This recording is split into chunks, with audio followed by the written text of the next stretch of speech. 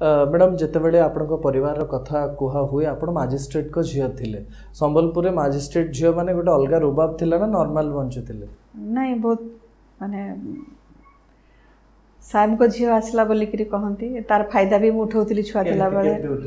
गोटे कैंटीन टे थिला माने सेठी जो फाटक बोली कहती ट्रेन जो जाए फाटक हां एबे बंद हे एबे बंद हे जाई सेटा तो सेठी पाखरे सेठी रेलवे स्टेशन सेठी थिला गोटे माने कैंटीन थिला रेलवे कैंटीन से बालू से ही मिले तो मो हाथ रे जेते भी पैसा मिले 5-10 पैसा से थिला तो मु 5 पैसा निए कि 10 पैसा निए मु कहबी मते बालू से दियो कहबा ना आरती कि नहीं ता दाम हो जेते मु दियो न मो बापा पुलिस मु डाकी देबी कोई से माने भल पांती मते बहुत